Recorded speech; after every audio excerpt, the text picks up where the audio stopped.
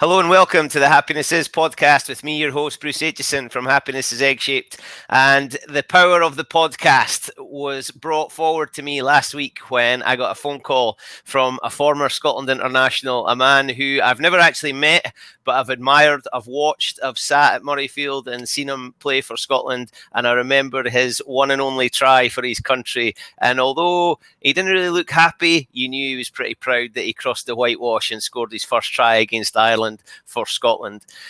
The power of the podcast. He'd listened to the David Smith podcast and he said, I've got a story to tell. And he gave me a phone call and we were on the phone for about an hour. I was sat in the car absolutely roasting, just listening to this man tell his stories.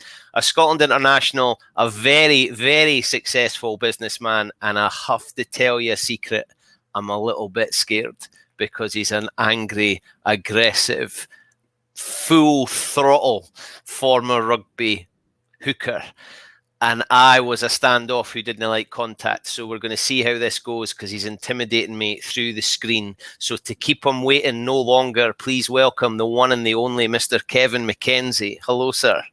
Hello, Bruce. How are you doing? Good. Be gentle with me, please. No, I'm a reformed character. A reformed character who has just finished off with their business, I hear. Yeah. I've done 28 years with Taylor Max on it now since I went back in 2000 after my rugby career came to an end, and unfortunately, I thought I could probably go straight back into the modelling, but there just wasn't a demand in the balaclavas and crash helmets section, of which obviously I was going to start. So you've just sold the business and you're looking forward to what comes next. Have you got any ideas? Well, as I said, I think a bit of time off, and as we discussed earlier, I'm just on my second knee replacement, which is a little gift from my rugby career. But I've been going through the rehab with one of those, and then 2 weeks ago I got the other one done. So it'd be nice just to be out of pain and hopefully get back to the golf course and just starting relax and enjoy myself. As I said, a bit like my rugby career, your work career is you put so much into it to try and get the life that you want at the end of it, and sometimes you forget to sort of enjoy yourself in the middle. Don't get me wrong, it's not that I'm not had a night out, but if you're in sales, it's fairly relentless, and every Monday you start afresh. And I used to have this joke with my brother who was coaching rugby at the time, and he said, you've got a great job. You just drive about in your car, talking to everybody, and it's the easiest job in the world. And I said, that's right. I'll get you a job in the same. But now he's switched from rugby coaching to having his own business, so he understands fully the pressures on you to. And as I said, every week you start afresh. It doesn't matter what your best, if you've had a good year, if you've had a good few years. As I said, in the sales game, it's just a case of being relentless, and it just starts again every Monday morning. What was your sales technique? Did you scare folk into buying from you? No, the funny thing is, it's a bit like, as I said, playing rugby and getting to know. It's all about getting to know people. Everyone thinks that sales is, coming up with the spiel and dazzling people with what you can offer them. But I've found that when I retired from rugby, the good thing was that a lot of people, because I was fairly recognisable with my size and obviously my height and the size I was, they knew I did some kind of sport. So, and I'd be coming most of the time with bumps and bruises, because I went through the amateur stage of when we were working full time, playing rugby full time, and then rugby went full time, and I went part time work, and then just in the last 28 years I've been back working full time. So as I said, the guys will still phone me up if Scotland are playing. Regular customers saying, "Oh, this Scotland team are terrible. Oh, we need to get you back." Or they would phone up and slag you, if they'd seen you and give you a good. And then, of course, they'd say, and at the end of the conversation, they say, "Oh no, and by the way, I need 5 loads of this, or I need 4 loads of this," and you became almost like a friend. And most of my guys that I've ended up doing business with have become built a relationship as well about their kids, their family, being interested, and also, you know, doing what it says on the tin. You'll get a couple of chances if you tell somebody something's going to happen, and then it doesn't happen. You'll get maybe one more chance. But over the years, as I said, I'll do anything. I'll jump through any hoop. I'll do whatever to make sure that somebody gets the load. It might not always be exactly when they think they're getting it, but you know, I can go back and I can shake somebody's hand, and if we've done a deal, you know, and people over a period of time, you know, that's how you build your reputation. It's a bit like rugby. And if you do what it says in the tin, people come back, and you know, you can then build into other things, and you know, hopefully have a bit of fun as well. But no, it's been a journey. As I said, a bit like the rugby. It's a competitive market out there, and it all depends what you want out of life. And I've found with both rugby and work, you know, one man's dream is alien to someone else. Someone might want something completely different, but what you have to decide in your life is how hard you're prepared to work for what you want, and the sacrifices you're going to have to make to get there. But at the end of it, you know, and as I said, you can't make somebody's dreams. I've got kids, and you know, their dreams are not my dreams, and it's very difficult to try and motivate people to do something that you want. You can give them advice, just like when I done a bit of coaching when I first retired, and you never really change people's personalities, but you want to try and bring them into an environment where they can achieve, you know, the best that they can achieve. But again, they need to have the drive themselves, and what I've seen before is you can try and motivate people, but at the end of the day, you know, if you want something, you've got to go that extra mile. You've got to do the preparation, and to get to that end goal, whatever your end goal is, and whatever floats your boat. That's what, when people don't see you getting up at 5 a.m. and driving to Newcastle and having to be back for training at 6 o'clock. You know, they don't see that. They don't see the Monday, Wednesday, Friday weight sessions. They don't see the Tuesday, Thursday, and then the Murrayfield every Sunday morning for most of my life. They don't see that. They only see the bit when you turn up to the door or you turn up to that match. But what goes on away from the lights is the bit that matters, and it's whether you've got that dedication and drive to actually put that time and effort in that's required to make it. And that's the difference between people who are successful and people who think they want to be successful. But again, it takes that sacrifice and time, and it's no overnight. And you know, it's taken me. I've worked for Taylor Maxwell for 28 years, so I've put in a shift, and yes, I'll do all right out of it. But I don't have any qualms about that, because of, you know, I've put the effort in. So you hear a lot of people making transfer from sport into business and taking skills that they've learned in sport, but you've been in this situation where sport and business were together. You were an amateur player, but were almost trying to be professional in your approach. You weren't getting paid, but you were professional in your approach. You were then having to do a job.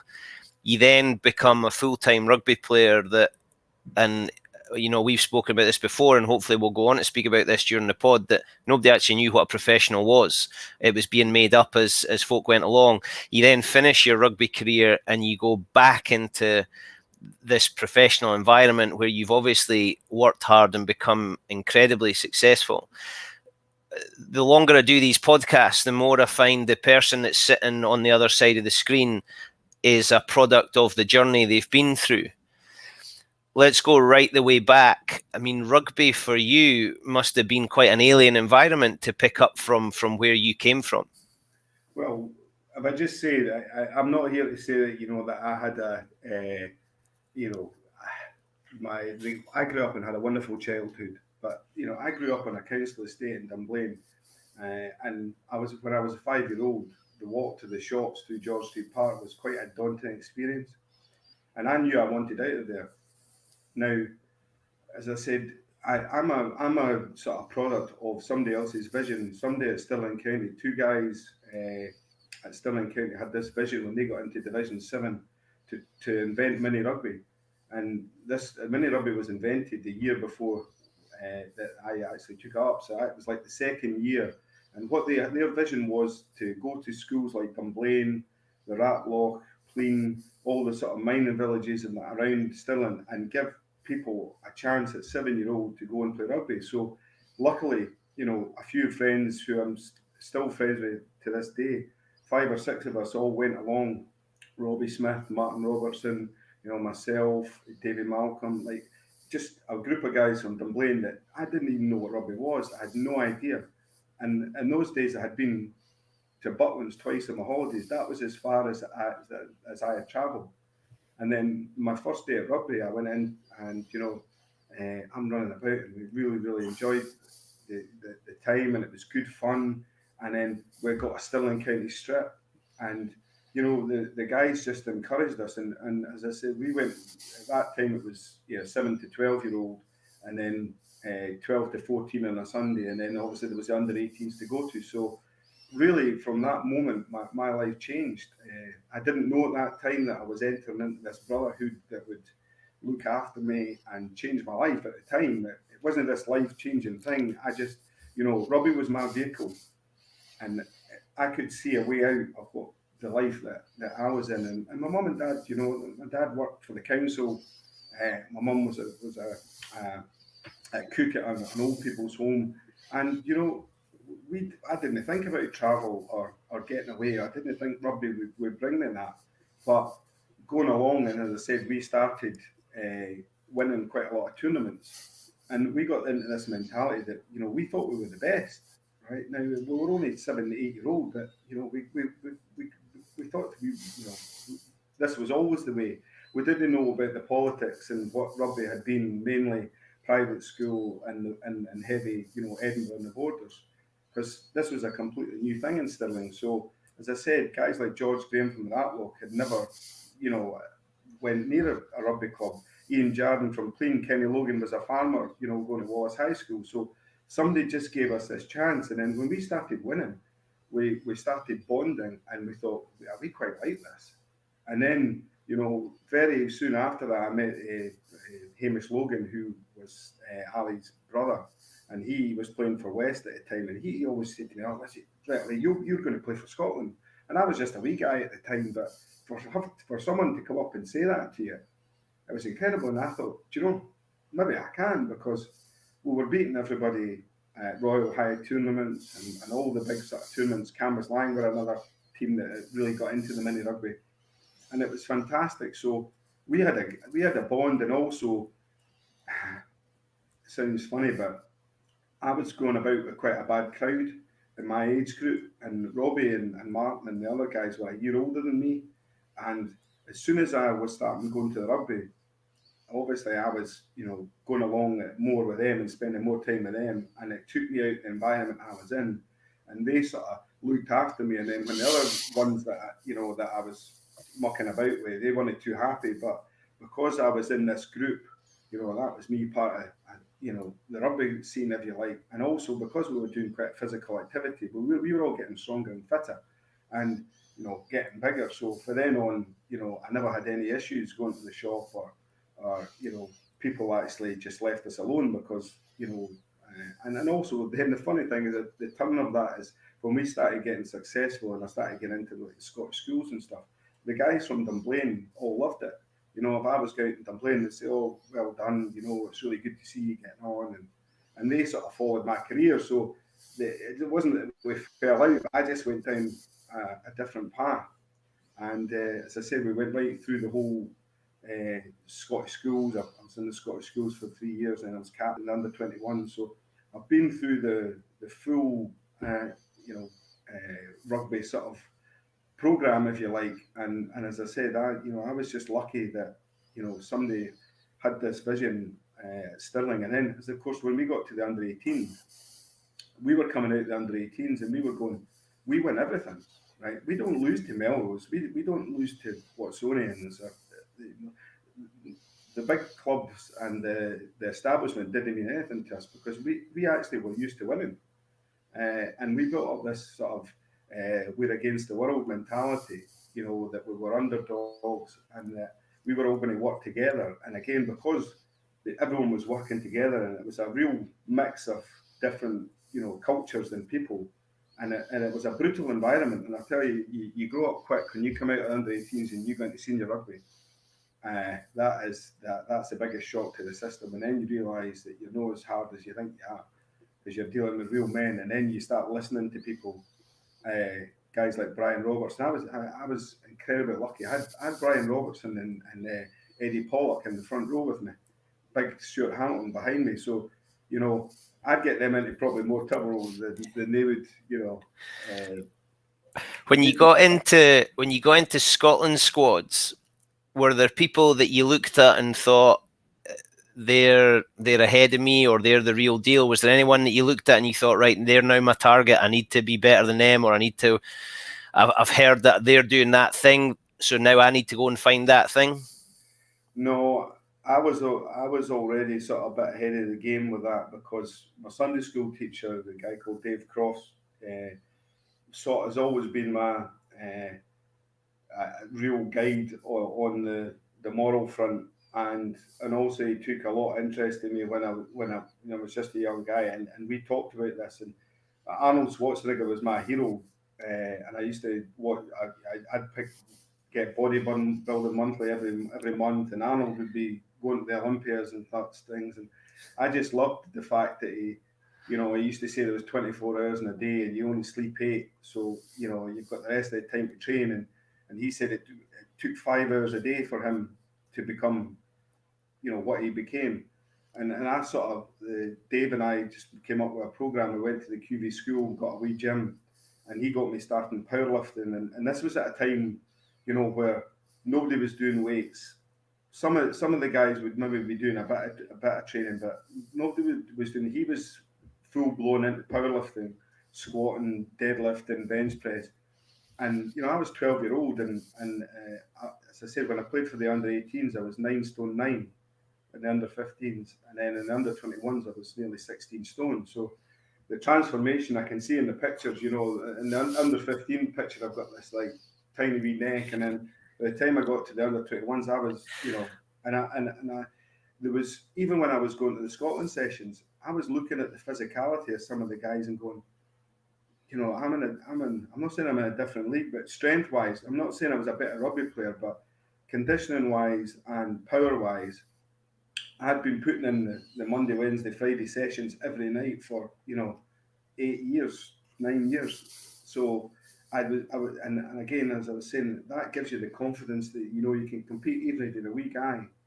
I knew that I could squat, over 200 kilos. I could bench press 170 easy for 10 reps. So I knew that that's heavier than any guy that you're going to play against. So I knew that I could compete. But again, the big problem was getting the opportunity. And as I found out in later life, life's not just all about whether you're good enough. It's about getting the opportunity. It's about belief. And I had that. And maybe wrongly, I thought I was the best. I didn't want to be the best Scotland player. I wanted to be the best rugby player in the world. And my goal was firmly set on playing for the Lions. That was the only thing in my mind. And not getting picked for Scotland was stopping me reaching my goal. But as I said, I failed in that. But in most things, I've failed in most things in my life. But failure is not, failure and death don't bother me.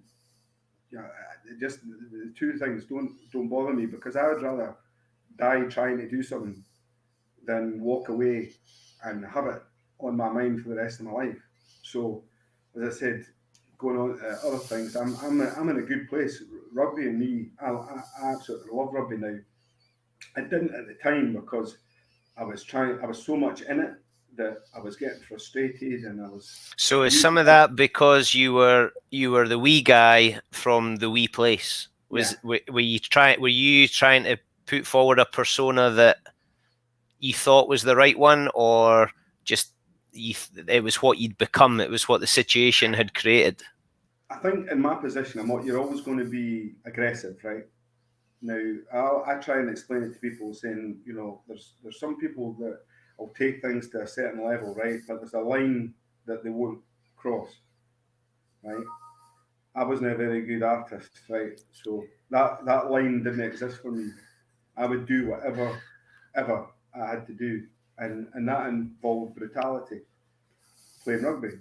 Now, rugby is a bully sport, and in the position I play in the forwards, it is not particularly nice at times. It's very confrontational, which I like, and you've got the person you're up against right there. So you can work out fairly quickly in a scenario. It's not all about skill, and I wouldn't say I had skills, but what I found out through this process is what I did have was I've got emotion, right? Things, I'll be sitting crying at Little House in the Prairie. If DIY SOS comes on, I'm the man, right? And Head I'll pieces, cry. head And pieces. I go out with some of the hardest men that I've ever met in my life, and at the end of the night, we're all giving it, "Oh, I love you, brother," and we're slaving, and but that is not a weakness. I think emotion, as I said to you, we discussed earlier, that a few things I've went through, and my emotion has driven my mind to things that my body probably wasn't capable of. Right, let's pick that one up then, because your emotion was the fuel that fired Kevin McKenzie, the rugby player, probably Kevin McKenzie, the salesman. But the emotion that you've just spoken about there of "I love you, brother," and that's a different type of emotion. That must have been a difficult thing to show when you were trying to be Kevin McKenzie, the rugby player. Yeah, nobody else got to see that other than the guys that I played at Stirling. That was kept for them. Everyone else was the enemy, and that's why I laugh now, because I was stupid in some ways. As I said, if I was coming to speak to you as the 21-year-old that was the 21-year-old when I wasn't getting picked for Scotland, totally different animal, because I knew I was the best, right?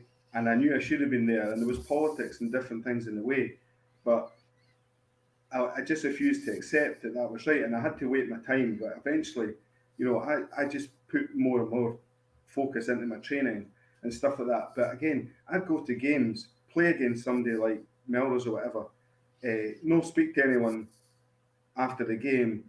Even after internationals, playing against England and stuff, I was involved in 2 Grand Slam deciders, 95 and 96, and I barely speak to the people because I didn't like them. They were the enemy, and nowadays I go back to golf outings and things like that, and I sit with Jason Leonard and Phil Vickery and guys like that, and they're the absolute salt of the earth. And now I've realised that they just wanted to play for their country the way that we did, and they had the fun and the laughs and their sides, and we had the same. Don't get me wrong, I did switch off, but I was that focused on trying to prove to people that I could do this, because as I said, I didn't want to. I was going on the Lions tour. That was the only thing that interested me. The Scotland thing I knew would come, because if I got an opportunity, I would take it. And as proved, in '96, I'd been waiting. I've been on the bench 25 times. My mental health was not good at that time because I was going full blown, even more into training, but I was getting worse because I was getting more evil, and I could feel myself drifting and doing things that I was not that proud of in games. I was taking people out. I was taking people in my way out, and I'm not saying I was out of control, but I didn't have a filter of what was right and what was wrong, and I'd be hurting people. Did anybody try and say to you, was there anybody around at the time that gave you a tap on the shoulder and said, "Kev, you need to calm it"?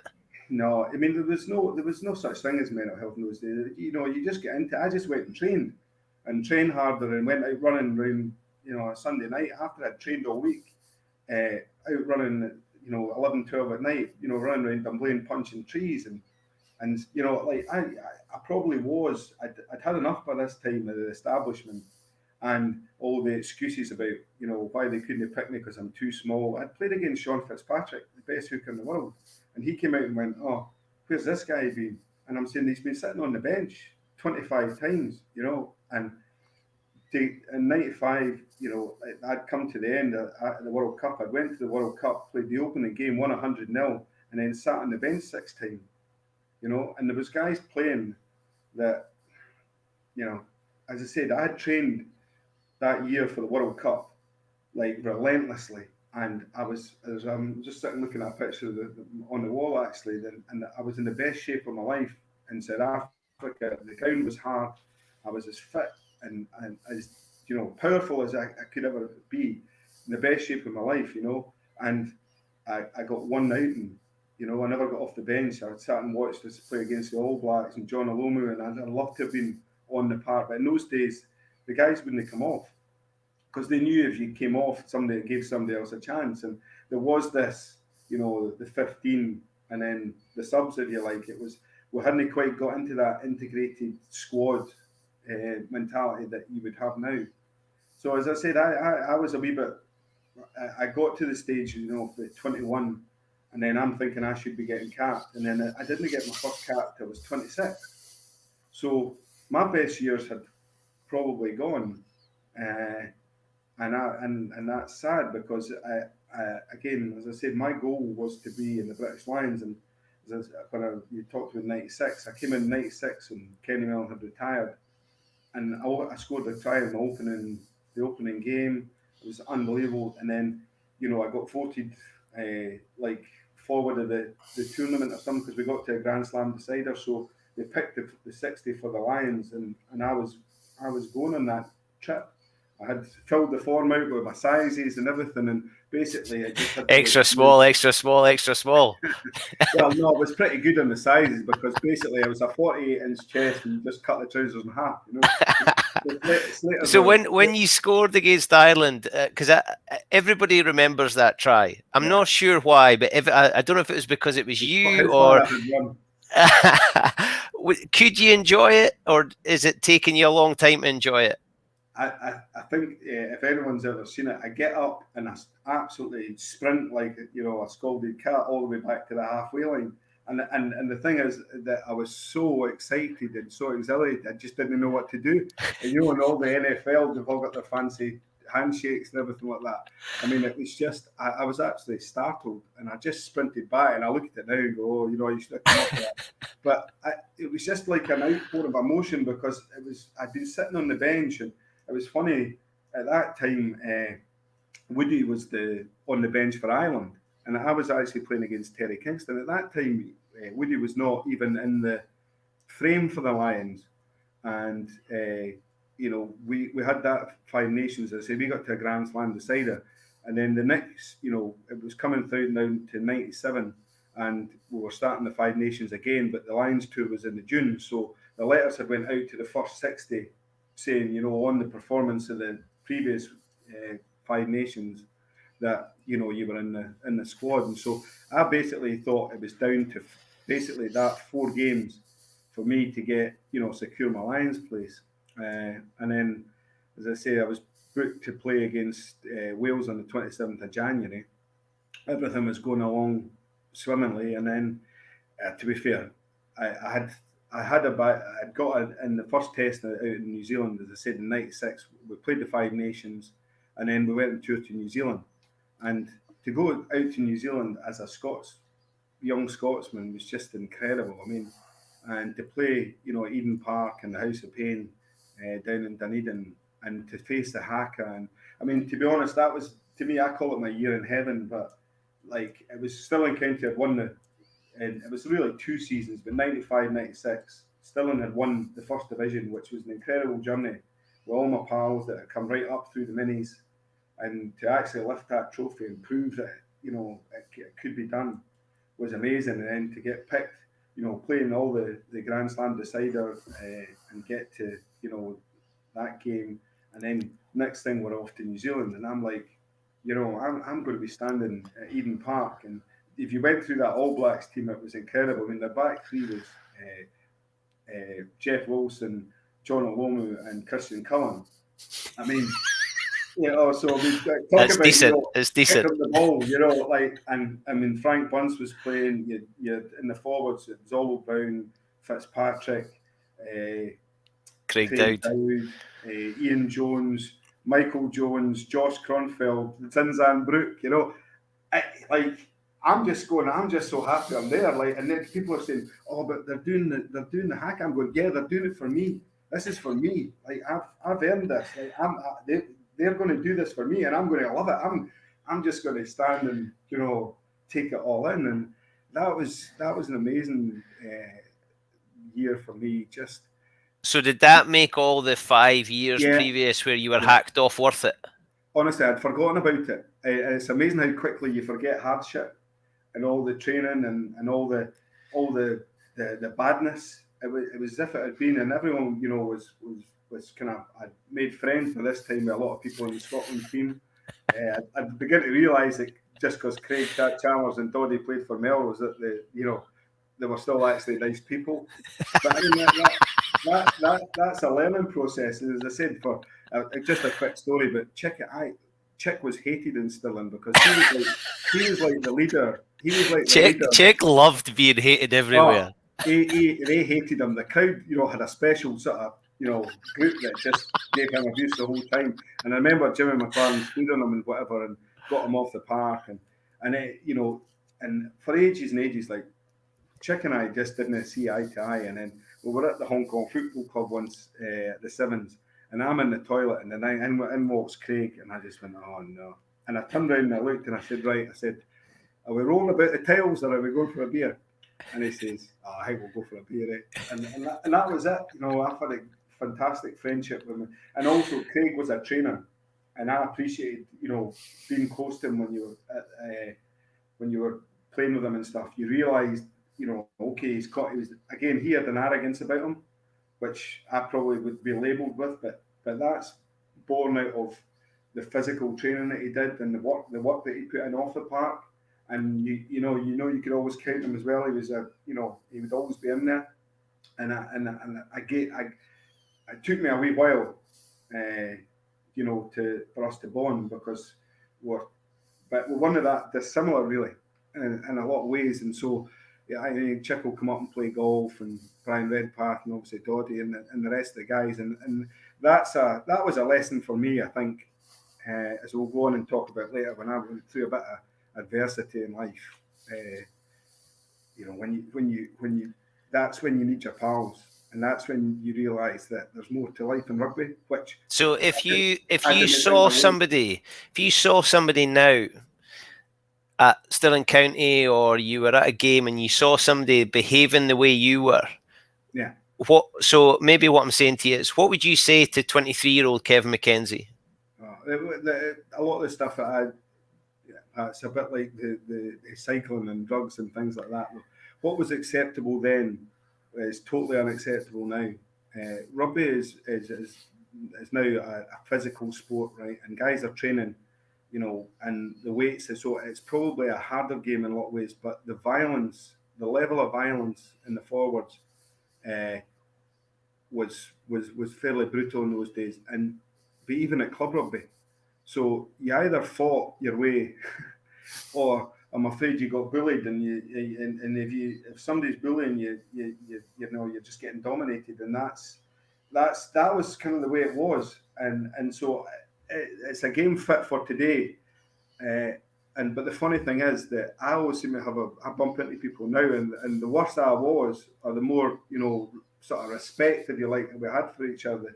Usually, you know, we'll come and we'll give each other a hug, and then we'll laugh about, you know, standing on someone, or, you know, a fight that you had, and the teams that you used to play against now have a great banter, and that's why I'm trying to say to people now, when I go into my new sort of venture, is that that's the life that you make with the sacrifices that you put in.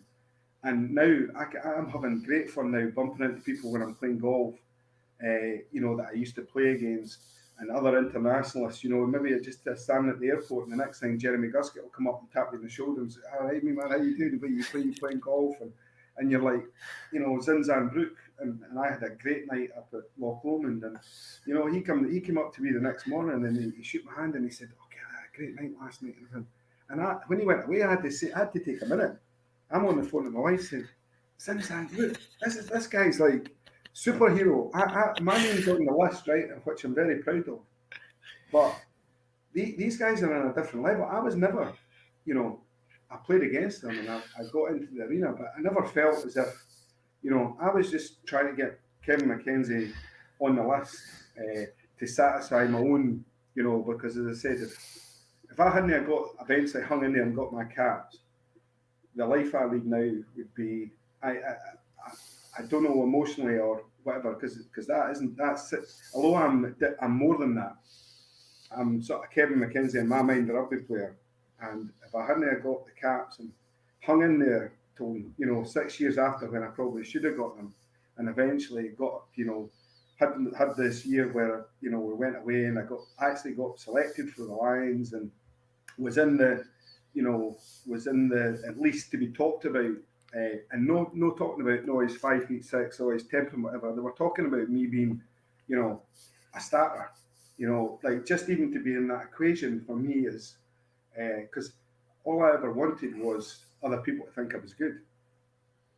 And you've no idea the work I put into that. Because as I said, if I'm going to do something, I do give it the full Monty, and I'll give it 100% commitment, and I'll make a plan, but unlike most people, I'll religiously follow that plan, whether I'm going training at 12 o'clock at night, whether I've got to get up at, as I said, for a period of time, I had to get back to Stirling for 6 o'clock for training.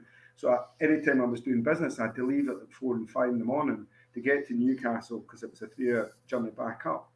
But that's what you do when you're trying to be a rugby player. And I realised fairly early on that if guys who were amateur rugby players, right, were quite good, they had their home life sorted and they had their training sorted, because to have time to go and actually do the rugby, you've got to have all that in place. You've got to have a decent job where you can no sneak away. But as I said, you don't want to be cutting hair or on a building site, because when it comes to the going on tour for 6 weeks in the summer, they're not going to let you off.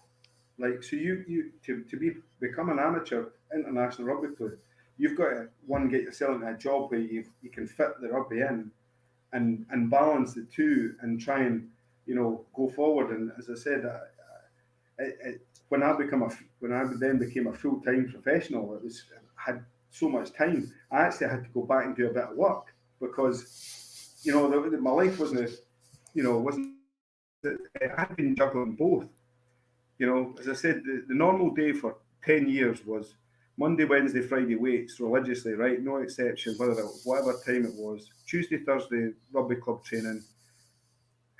Saturday game, massive session, out up the town, sing a few songs. Murrayfield, 9 o'clock, and picking Kenny, Logan and Jardy up, and just about every Sunday in life we'd have a session at Murrayfield, right for under 15, 18, 21s, 18, full team.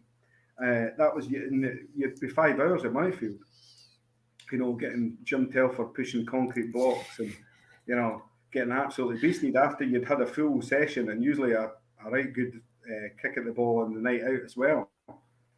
So that life was so full. When being a professional rugby player is actually not that difficult. I've spoken to a few people about that who were amateurs. Like you're saying, life was full, and then they were training in the morning, and they didn't know what to do in the afternoon. I remember speaking to, I think Graham Beveridge did an Open University course and couldn't buy computer games fast enough because he was just going through them. People went from, like you say, organising their life, being full from the minute they wake up to the minute their head hits the pillow again. And then they all of a sudden had time, but not really time where they could do anything constructive. So you still had flexibility for work to stimulate that. Yeah. What was it like being a professional rugby player? Because it must have changed life overnight. Yeah, I mean, the only problem is because we were the first, when we come back for the World Cup, all of a sudden 7 of us got offered professional contracts. So these would be the first ever professional contracts. So we were signed up to go to Murrayfield. So, but in those days, because we were getting money, all of a sudden, the coaches, I think, had to sort of prove to people that we were being worked hard.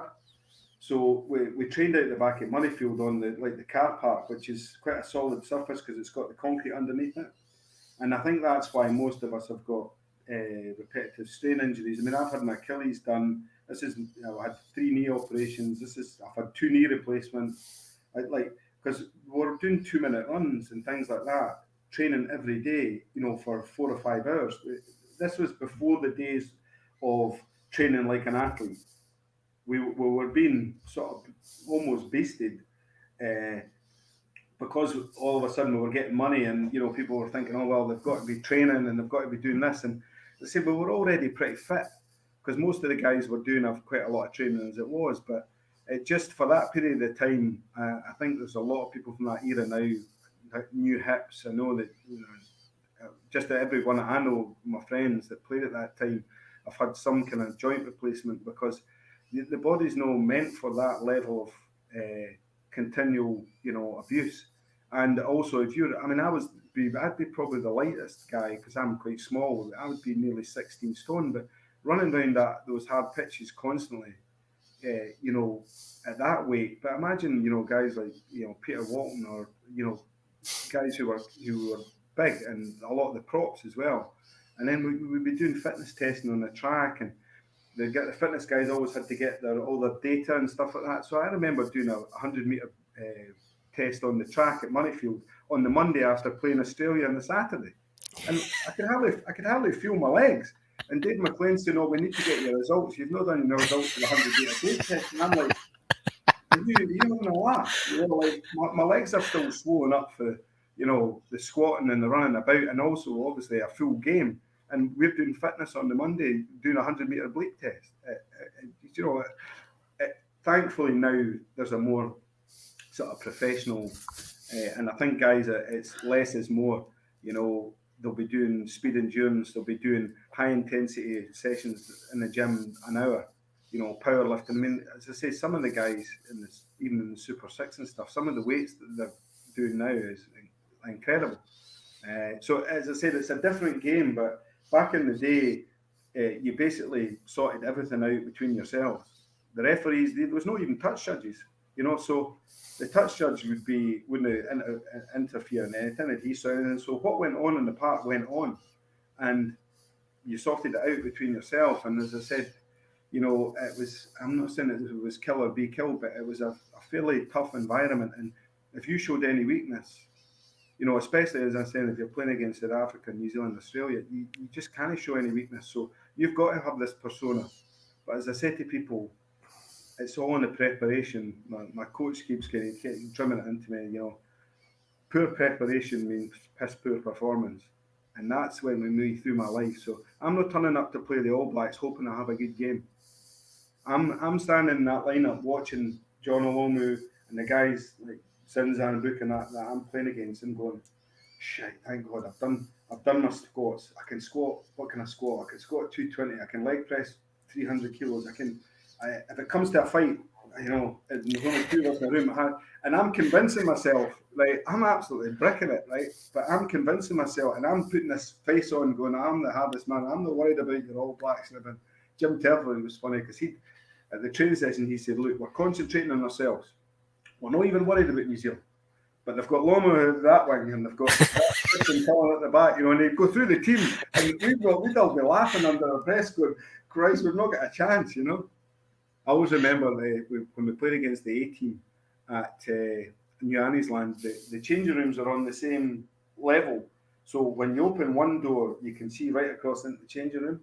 And at that time, that was the A-team were playing the week before, and it was my only chance to play against Sean Fitzpatrick. And I hadn't been on the bench or anything. I still was in the wilderness captain in the A-team, as you know, because of my small indiscretion.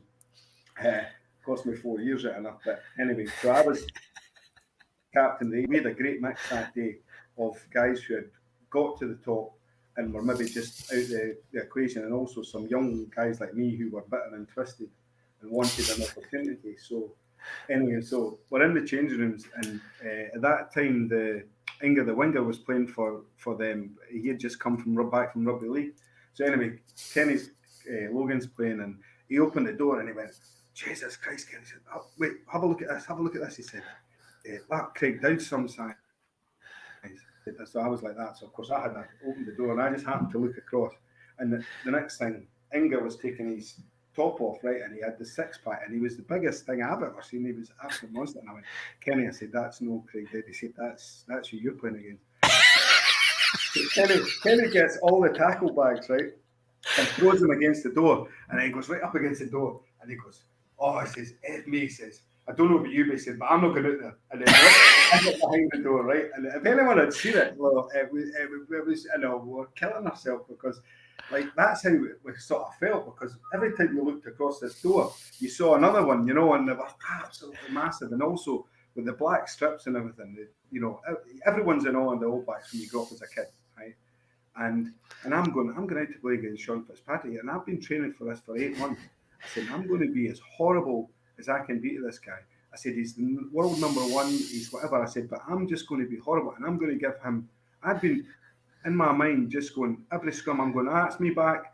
You ready to go this one? Because I'm going. And every scrum, I just kept saying to him, right, you ready for the next one, Sean? Here we go. And I was a complete little backside. Anyway, I'm not proud. And I thought after the game he was going to give me a slap, actually. He actually introduced me to his mum, which was incredible. Andy remembered my name. He said, he knocked me on the shoulder. I turned around and he said, and I thought he was going to hit me. And he said, Can I introduce you to my mum? And this is Sean Fitzpatrick, World Cup winner, 100 caps. I've got no caps, right, on the bench. I've never been on the bench. And I'm, dropping the ball at his feet and being a complete idiot.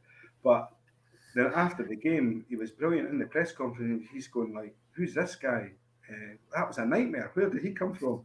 And I'm like, and then lo and behold, I got picked for the bench for the first time. I get into the Scotland squad for the first time because of what Sean Fitzpatrick, my hero, said about me.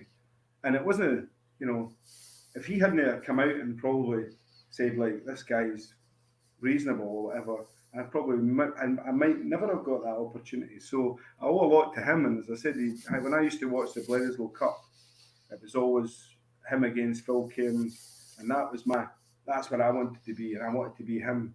So it's unusual that in a lot of ways, a lot of people have disappointed me in my life, but Sean Fitzpatrick has always been a complete and utter gentleman.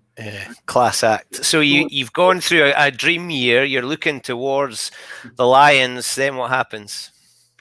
Well, I'd like to say everything, it all went happily ever after, and I went on to, go on the Lions tour and whatever. But as I mentioned to you, in the first Test match against New Zealand in the summer, I'd went over a ruck and what they now call the jackal position, but I'd just be getting over the ball. And Aaron Penny was playing number 8 at the time, and he came in and he kneed me right in the base of the neck, and it was, I can only describe it as a dull one. Like, it was the sorest thing I think I've ever. It kind of stopped me in my tracks. But I was playing against Sean Fitzpatrick, again, my hero. So I couldn't let him think he was hurting me. So I have a reasonably high threshold for pain, but my neck was killing me. And every scrum, it was brutal. But as I said, I was playing against him, so I didn't want him to think I was crap. So I just kept going. And then when I came back from the tour, I played the second test the next week with my neck as well. It was absolute agony. In those days, though, you usually had about 3 injuries that you were carrying, and there was sore and no play sore, right? So it's only when it gets to no play sore that it affects you. So anyway, I went through the district championship, gets picked for the Scotland game, and to be honest, I was driving the car and I could hardly move my neck, and I was getting physio and stuff like that, but they never ever sent me for an MRI. So anyway, the day before, I'm picked to play against Wales. So again, I've had my Lions letter. There's 4 games to go, and that basically it's between me. At that time, Woody was up to being the hooker for Ireland. The Welsh guy was a decent player, and Mark Regan. So I'm thinking this is going to sort out there's 3 out of 4 going on this Lions tour. So 27th of January, and I'm booked. To play. And the day before it, I tried to throw the ball into Doddy, and I think Doddy thought I had done it on purpose, but I actually went to me. I'd been losing a bit, if I'm being honest. I had been losing power in my arm, right? But I was coming up with every excuse to say that, it wasn't. And as I said, my goal in life was a Lions. So, like, there was nothing stopping me, right? Whether if I had a broken arm, I would have still went along to that session. But I tried to throw the ball and my arm had completely gone. I'd just come out of scrum and been doing a bit of tackling, and something must have went in. It was like WWF. I was trying to hold my arm up, but there was nothing there. So they obviously knew that there was something up, and at that point I got sent for an MRI. And when they put the MRI up, the disc was halfway through my spinal cord. So I'd actually been playing for 7 months with a ruptured disc in my spinal cord, which, and the guy says, look, so you're going to need operation. And I said, right, well, that's fine, but can you do it Monday? I said, because I'm playing against Wales tomorrow. And he went, no, I'm sorry. He said, you're getting operated on this afternoon. He said, that needs to come out. He said, you've been a lucky boy. He said, what have you been doing today? I said, well, hitting the scumming machine, tackling. I've been playing rugby for the last 7 months. And then going back to what David was talking about last week about being in the scanner and stuff. So that and also, as I said, just to bring it in, but I'm not playing too much now, but our first child had been born in October prematurely, and he had been diagnosed with Down syndrome, which was quite a big shock at the time, and obviously devastating for the both of us because it was our first child. But that had sort of changed from he needed a fairly big heart operation, so he was in the baby care unit for 6 months at Stirling, and he had just been moved to York Hill. So he was actually in York Hill, so I was going to training sessions and stuff like that, and then going into York Hill to see him, spending time, and then just basically going back to training. So that was our kind of life at that time. And then again, I'm kidding on that everything's okay. Oh, how's your neck? My neck's fine. I can't move. And I was just desperate, so desperate to go in the Lions because, as I said, that's for being a wee boy. That was my goal. So anyway, going back to waking up in the scanner, went in, got an MRI, got the operation, and then when I woke up in the morning, I couldn't feel my legs.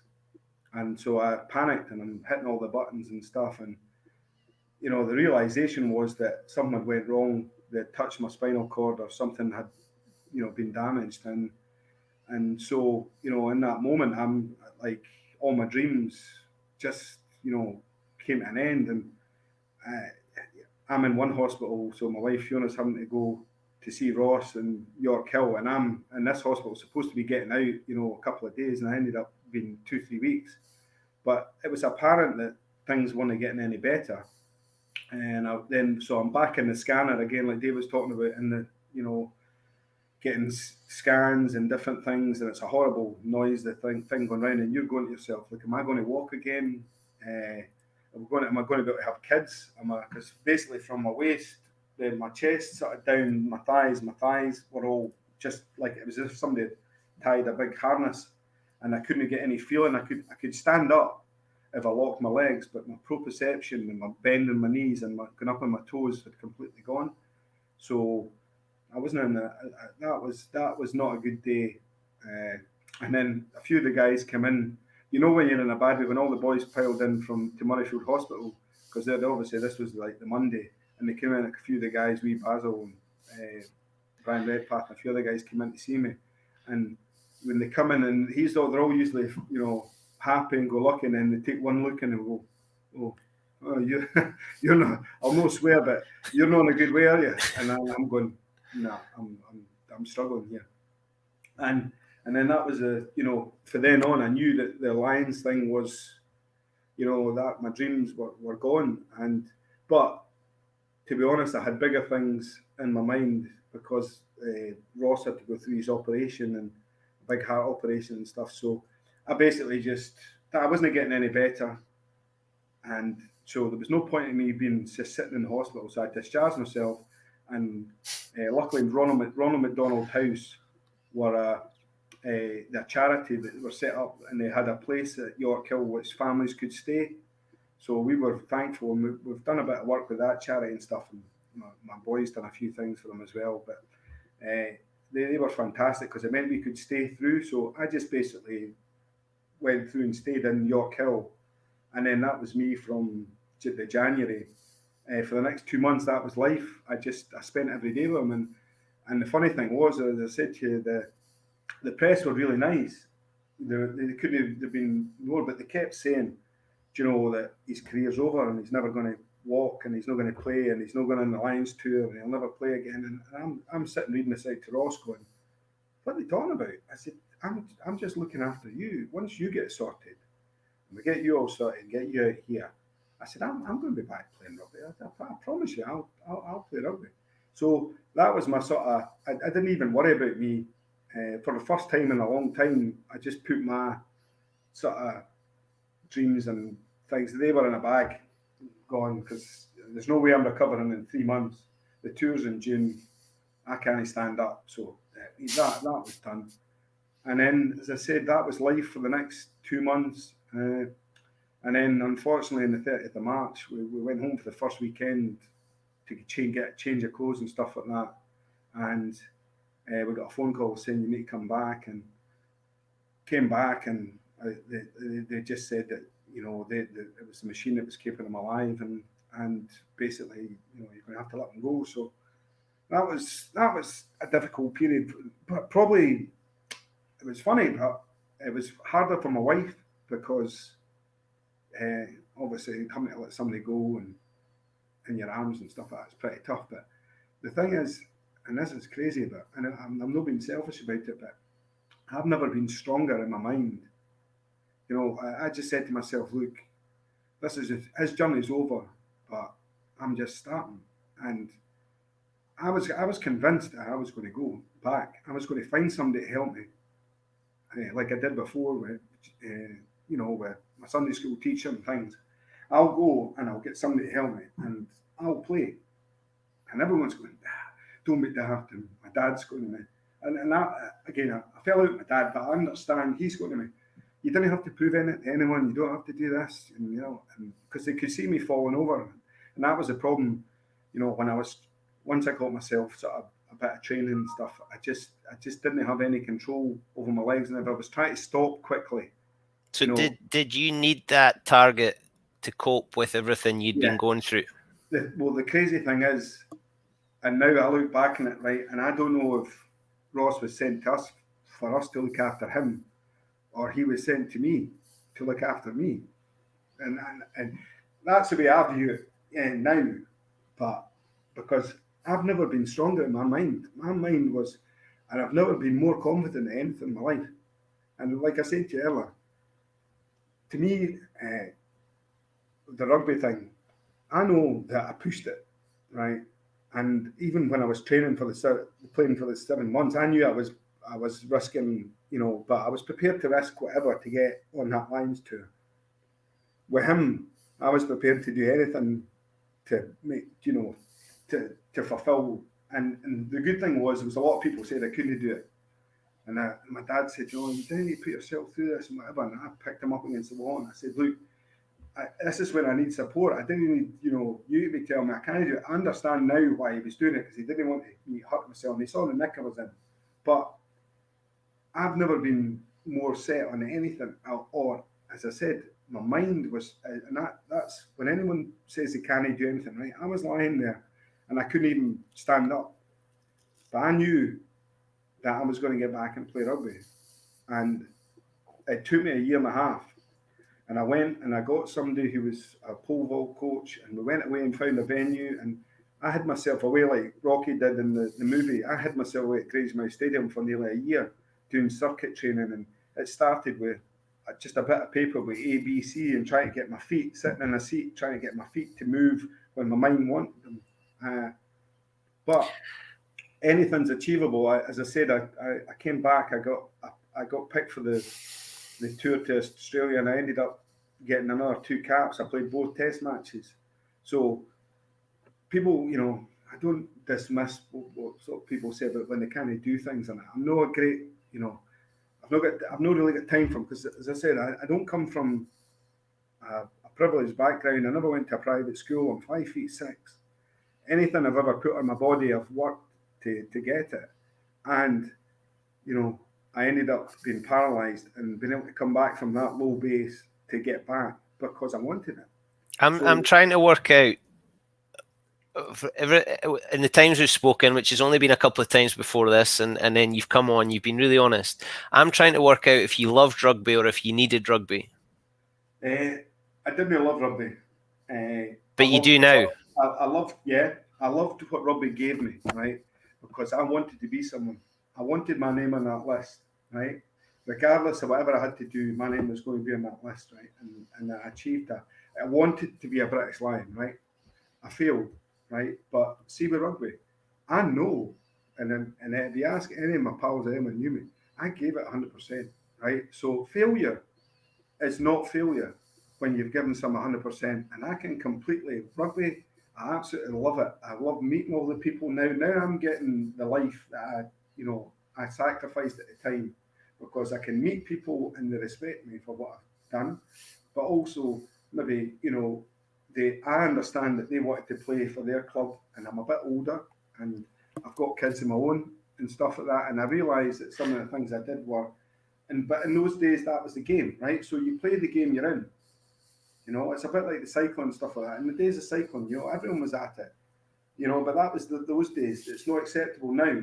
But Lance Armstrong's still my hero, because he was one of the hardest, most driven people. And I saw him lying in that bed with his brain tumour. He still got up those mountains, right? He may have been taking stuff, right? And I've never taken, just for the record, right? Their drug testing regime was drug testing. I got drug tested every time. It was supposed to be random, right? But if I was number 2 or 22, my name came out the list, right? So I've done more drug tests than probably anyone. But yeah, as I said, and with Ross as well, for me, I got away with a lot of the pain of losing your first child, because I felt as if he was with me the whole way. And I had somewhere, as my wife went into the fundraising stuff, and that gave her something to do to help the hospitals that had looked after him, to the Ronald McDonald House and things like that. And you need something to take your mind away. We're blessed. Look, we have 5 gorgeous kids. This was a long time ago. But, and with Ross as well, we tried everything, right? He went through the procedures, we were there for him and whatever. And the life he would have had would have been quite difficult. You would have Down syndrome, the heart defect, so in some ways as well, the wee man's in a place that said, whether he was sent to help me or vice versa, I don't know. I was there for him, but I don't think I would ever have had the drive to get back and play rugby if he had been alive. I think he would have taken up a lot of our time, and also again with work and stuff like that. I probably wouldn't have been able to put as much time into getting the business sorted out. And that's why, when I'm talking to people, I just keep saying to them, you've got, things don't come always when you think they should, And I was 26 years before I got my first cat. I never got the Lions, but as I said, I've put that to bed. That's I was talked about and was nearly there, but there's loads of people who have almost. I've heard a lot of stories, and that people have bad luck with injuries and stuff like that. It's terrible. So that's life.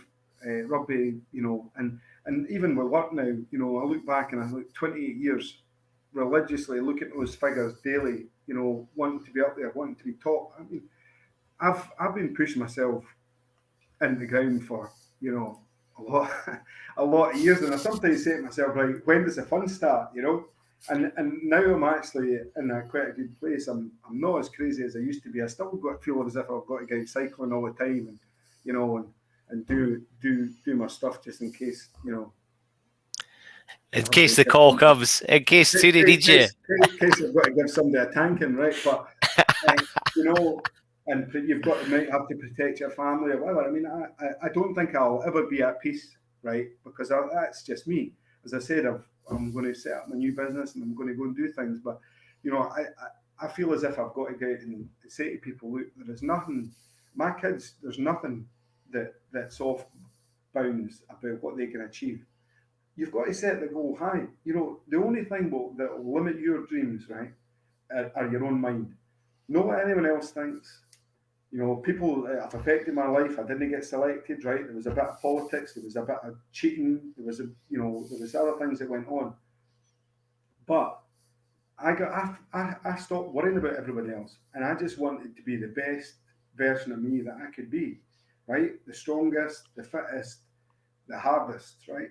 And as I said, I'm not a big guy. So if somebody's blessed with, it makes me laugh when I see the boy Van der Merwe, He's a big lad, Duan. And He's a big lad. He's just, and I dreamt of it being that, size. But he would be the same makeup as me. He'd probably no, as most people have. So, I've had to scrap at the bottom end. As I said, I don't even think I'm, I certainly wasn't a greatly talented rugby player, and I certainly wasn't a brilliant salesman. But it's amazing what a bit of hard work can do. And if you think somebody's going to make it overnight and be an overnight success, even with the business, it took me 28 years, 2017, to actually, the first time to actually see some money in my bank account. And then luckily, we've been able to sort of move on, and I, I'm in a situation where now I can do what I want. Well, nice one. Well, what you need to do is you need to come back and tell us about these future plans, because we've taken up a whole of the time. I love listening to you. Your story is unique, and you're a determined little bugger, which I think is probably how you'll have been described by a lot of people when they're being polite. So we finish these off. You seem like you're a happier man maybe than you've been, or maybe more content or a bit wiser. I'm not sure. So for Kevin McKenzie, happiness is? Contentment. Nice. And it looks like you've reached it. Kev, I really appreciate it. It's been brilliant to speak to you, and I think there's a lot more to come. So we'll keep in touch, and hopefully you'll be back for number 2, and I'll see you at Bridge Hall. Definitely. And thanks for having me on. Top man. Thanks a lot, Kev. Brilliant to see you. Cheers, fella. What a man. What a story. Absolutely unique. And I thought I could talk, not got a stitch on Kevin McKenzie, but been through it all, and a lot of it maybe we've not heard of before, but amazing that, inspired by David Smith's podcast, he gave me a call, and I've loved speaking to him, and I really, really look forward to catching up with him in person. If you've enjoyed it, you can get us on Apple, Acast and Spotify. Please subscribe, leave us a review. If you've got something nice to say, you can also watch the video on Facebook and on YouTube. Please subscribe, tell your pals, and let's get listening, and maybe we'll see you in person at some point as the world begins to open up.